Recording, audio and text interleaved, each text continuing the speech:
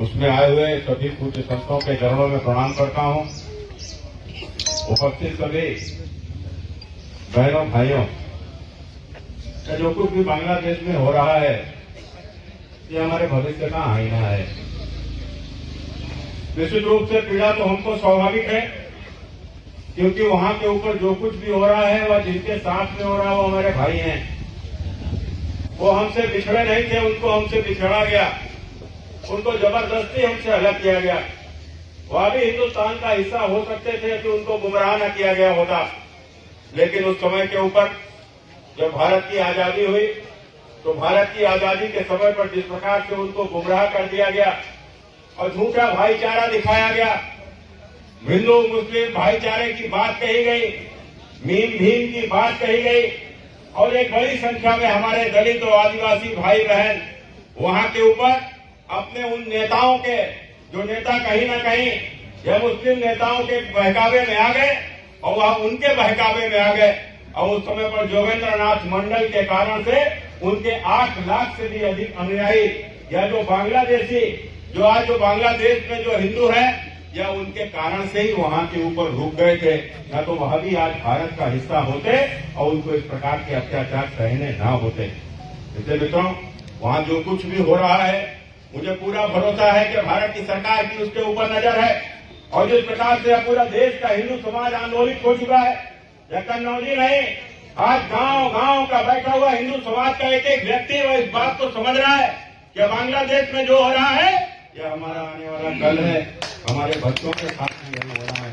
यदि हम अभी न कहते, यदि हमने अभी अपनी आंखें न खोली तो निश्चित रूप से हमारे साथ में यही होगा, उसको रोका नहीं जा सकता, क्योंकि भारत की तो राजनीति इस प्रकार की हो गई है।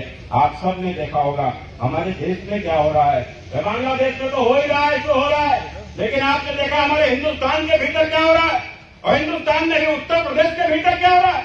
अरे कोई सोच सकता है जिस उत्तर प्रदेश में योगी आदित्यनाथ जैसा मुख्यमंत्री हो, उस उत्तर प्रदेश में भी जिहादी बहराइच में उतर आएंगे, उस उत्तर प्रदेश के भी जिहादी संभल में उतरकर और यहाँ के पुलिस से टकरा जाएंगे। आप सोचो इस देश के भीतर भी किस प्रकार की स्थितियां उत्पन्न हो चुकी है और उत्पन्न हो रही हैं, और ये स्थितियां क्यों उत्पन्न हो रही हैं, इसका कारण कौन है। मैं सदैव एक बात को कहता हूँ कि भारत का विभाजन यदि हुआ था तो भारत के विभाजन का कारण कोई इस्लाम नहीं था, भारत के विभाजन का कारण कोई मुसलमान नहीं था, भारत के विभाजन का दोषी कोई मोहम्मद अली जिन्ना नहीं था, भारत के विभाजन का यदि कोई दोषी था तो भारत के विभाजन का दोषी यह हिंदू समाज था, हिंदू समाज था। क्योंकि हम जातियों में बच गए, हम जातियों में बच गए। हम यदि बचे न होते, उस समय पर अंग्रेजों की सरकार थी, अंग्रेजों की सरकार ने इस देश में जाति जनगणना करा दी।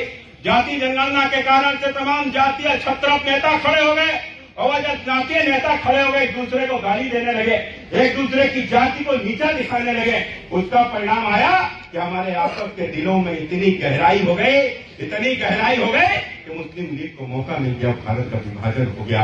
और आज भारत के विभाजन का यह परिणाम है जो कुछ भी बांग्लादेश में हो रहा है, जो कुछ भी पाकिस्तान के भीतर हो रहा है। इसलिए मित्रों, यह बात तो कहा गया है, आपने देखा होगा अभी हरियाणा में चुनाव हुआ, और हरियाणा के चुनाव में किसी ने कल्पना भी नहीं की थी, भारतीय जनता पार्टी वहां के ऊपर बड़े प्रचंड बहुमत के साथ में जीती।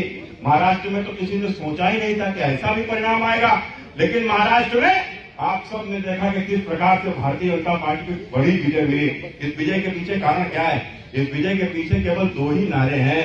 एक नारा बटोगे तो कटोगे, और दूसरा नारा एक रहोगे तो सेफ रहोगे। मित्रों, यह बटोगे कटोगे ये नारा नहीं है, जब बटोगे कटोगे सच्चाई है। 1000 साल की, पिछले 1000 साल की सच्चाई है। हम राज्यों में बचे थे, या जिहादियों को मौका मिल गया, हिंदुस्तान में घुस गए। न तो सोचो, या आए थे, या बाबर 10,000 की सेना लेकर आया, या ईस्ट इंडिया कंपनी 10,000 की सेना लेकर आई, 10,000 की सेना लाकर हिंदुस्तान के ऊपर लंबे समय तक शासन किया। तो कारण क्या था, कारण यही था कि हम राज्यों में बटे हुए थे। एक राज्य के ऊपर हमला हुआ, दूसरे ने कहा ठीक है इसके साथ तो यही होना चाहिए, बड़ा बदमाश है। दूसरी बार तुम्हारे ऊपर हमला हुआ, तीसरी बार तीसरे के ऊपर हमला हुआ, एक एक करके वह हमला करते चले गए, और जिसके ऊपर हमला करते थे वहां की राज्यों की सेना लेकर अपनी सेना को मजबूत करते गए, और पूरे हिंदुस्तान पर सदियों तक शासन किया, हमारी संस्कृति को नष्ट कर दिया, हमारी शिक्षा को नष्ट कर दिया, और तो और हमारी बहन बेटियों को उठाकर और उनके साथ में जबरदस्ती उनका निकाह कराकर और अपने मुसलमान बच्चे इस देश के भीतर पैदा हुए या इस देश के भीतर हुआ है। और इसलिए आप सबने देखा होगा आज जो कुछ भी आज की जो राजनीतिक परिवेश में जो कुछ भी साफ दिखाई पड़ रहा है, या हमारा भूत वर्तमान और हमारा भविष्य तीनों हमारे सामने आंखों के सामने है। हमारा भूत क्या है? हमारा भूत हमारा संभल है, हमारा भूत हमारी अयोध्या है, हमारा भूत हमारा काशी है, हमारा भूत हमारा वृंदावन मथुरा है। आखिर क्या कहना था कि हमारे भगवान जहाँ आराध्य जहाँ हम पूजा करते थे सदियों से, उनको ही ध्वस्त करके मस्जिद बनाई गई। आपने सुना कभी अंग्रेज भी तो आए, अंग्रेजों ने कोई मंदिर ध्वस्त करके अगर कोई चर्च बना दिया हो तो आपने सुना ही नहीं होगा। लेकिन हमारे जो प्रतिष्ठित मंदिर थे, मठ थे, उनको तोड़कर उनके ऊपर मस्जिद बनाने का कारण क्या था? कारण यह था कि तुम्हारा अस्तित्व को ही समाप्त कर देना चाहते थे।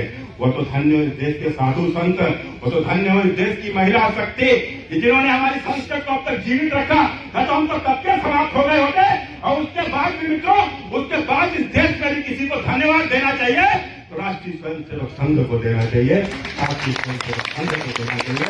उन्होंने देश के जात पात के बदले देश के जातीय दिखाई को बांटते हुए और जिस प्रकार से लोगों को एकजुट करने का काम किया है, इसलिए मैं इस बात को जिम्मेदारी के साथ में कह रहा हूँ कि मित्रों, आज जब मैं बात करता हूँ कि हमारे भूत, तो मैंने जैसा क्या बताया, या संभल, या मथुरा, या वृंदावन, या काशी, यहाँ की बनी हुई मस्जिदें, या हमारा भूत है। हमारे अस्तित्व को बेचकर हमारे मस्जिदें बनाई गई और हमारा वर्तमान या बांग्लादेश में दिखाई पड़ रहा है और यही हमारे भविष्य में बदल जाएगा। इसलिए आप सबसे मैं इस बात को कहने आया हूँ मित्रों, मैं ये नहीं कहता इसको रोका कैसे जा सकता है, सेना ताकत से इसको रोका नहीं जा सकता। यह लड़ाई है, यह धीर तंत्र की लड़ाई है, लोकतंत्र की लड़ाई है और लोकतंत्र में